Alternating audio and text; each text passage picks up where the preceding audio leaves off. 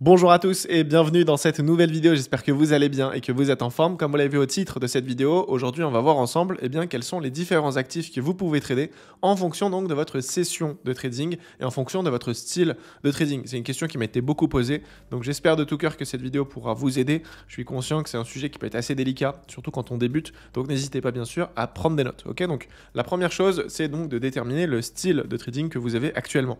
Pour la faire simple, j'en ai pris trois. On a le scalping, l'intraday et le swing trading. Donc le scalping, c'est quand on prend des positions sur des petites unités de temps et c'est quand on va donc naturellement clôturer les trades assez rapidement. Ensuite, on a l'intraday, c'est donc des positions qui sont un petit peu plus longues sur des time frames qui sont, on va dire, moyennes. Ensuite, on a le swing trading où là, c'est vraiment, on va prendre des positions et les garder vraiment plusieurs jours sur de la haute time frame. Ok, donc maintenant qu'on a le style, on va pouvoir donc s'intéresser aux différentes sessions. Donc là, ce que je vais vous partager, c'est en fonction donc des horaires de Paris. Ok, donc si vous habitez à Paris, eh bien vous allez retrouver la session asiatique. Donc on parle souvent de la session de Tokyo parce que c'est l'élément donc qui ressort le plus sur Internet. Donc c'est en gros entre minuit et 8 heures du matin.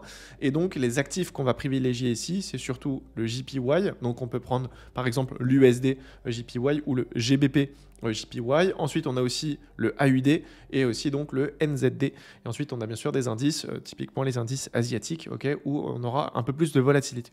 Donc ici, ce qu'il faut comprendre, c'est que si nous, on est en France et qu'on veut trader donc le matin entre minuit et 8 heures, eh bien, la volatilité sera moindre et ce n'est pas forcément un marché que je vais vous recommander, surtout si vous êtes sur du scalping comme moi. Okay, parce que quand on est sur du scalping, on a besoin quand même de certaines volatilités pour tout simplement tirer du profit. Si la volatilité est trop petite, on ne va pas gagner grand-chose. Okay, donc ici, c'est plus recommandé donc aux personnes qui font du swing trading. Okay, après, si vous faites de l'intraday ou du scalping, vous pouvez quand même trader, mais ce ne sera pas sur des paires majeures. Ou alors, comme j'ai pu le mettre ici, ce ne sera pas sur des paires croisées. Paires croisées, c'est tout simplement quand on a du dollar ou de l'euro ou des paires majeures. En gros, si tu veux trader l'euro USD pendant la session asiatique, c'est clairement pas recommandé parce qu'il n'y a pas de volatilité. Donc si tu es en scalping, il n'y a pas grand chose à faire. Okay, il y a moins de volume comme j'ai pu le mettre là. Et le marché est souvent en range. On parle ici de création de liquidité. Okay, donc si tu es sur la session asiatique, ce que je te recommande, c'est vraiment USD JPY, GBP JPY. Okay, c'est vraiment les meilleures paires. Ensuite, si tu veux trader durant la session donc, de Londres, donc de 8h à 16h, ici ce que je vais te recommander, c'est l'euro, le GBP. Et donc, moi, personnellement, c'est ce que je trade le plus. Donc, euro, GBP, GBP USD. Il y a aussi des indices que tu peux trader, comme le DAX, par exemple. Donc ici, la volatilité sera bien plus élevée, surtout à l'ouverture de Londres. Donc, en général, je pense que tu le sais, mais la session asiatique, elle crée la liquidité. La session de Londres, elle vient récupérer. Donc, quand ça récupère la liquidité, ça va injecter et on aura donc des plus grands mouvements. Donc là, tu peux tout simplement prendre des positions si tu es en scalping, en intraday. Si tu es en swing, c'est pas forcément recommandé ici parce qu'il y aura trop de volatilité. Et du coup, ça ne sert à rien de prendre position à ce moment-là. Donc voilà. Et ensuite, on a bien sûr la session de New York.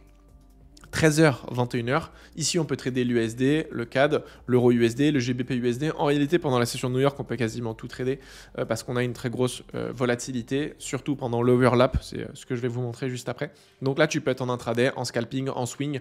Il n'y a pas forcément trop de problématiques par rapport à ça. Mais en tout cas, ce que je te recommande ici au niveau des indices, c'est vraiment tout ce qui est indice donc US, SP 500, le Nasdaq, etc. Puisqu'on aura donc une plus grosse volatilité, quoi, tout simplement.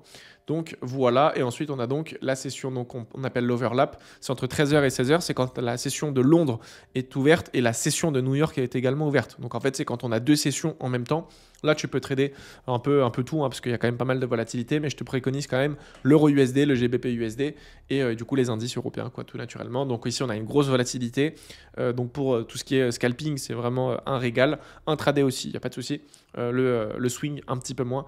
Mais en tout cas, voilà, ça dépend aussi des périodes d'annonce, parce que comme on le sait, donc entre 13h et 16h, c'est aussi la période où il y a énormément d'annonces économiques, surtout les annonces majeures, où là, forcément, il y aura un impact direct sur les marchés. Donc, si tu es en scalping, c'est vrai qu'il faut aussi éviter ça.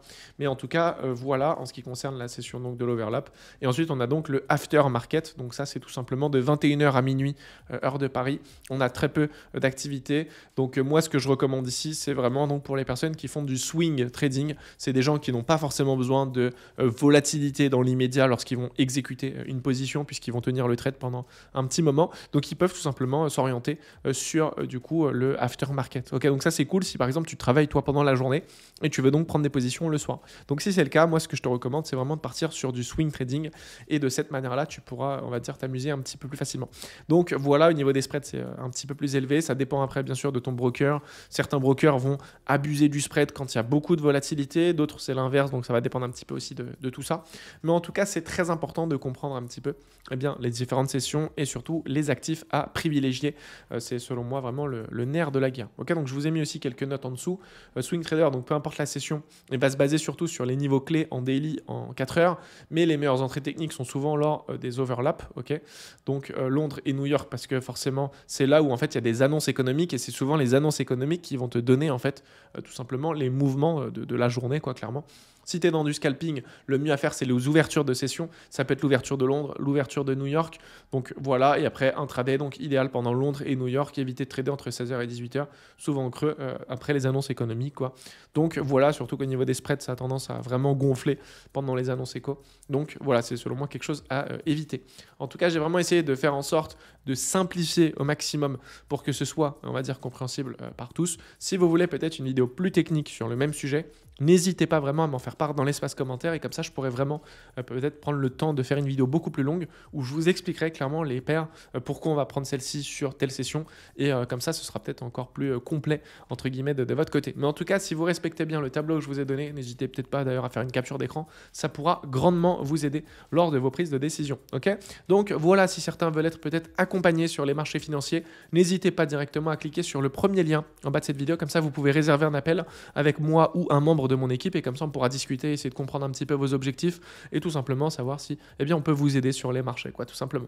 Donc voilà, je ne vais pas faire durer la vidéo plus longtemps, j'espère que celle-ci vous aura plu et quant à moi je vous dis à très vite pour une nouvelle vidéo. D'ici là, prenez soin de vous, c'était Pierre, ciao.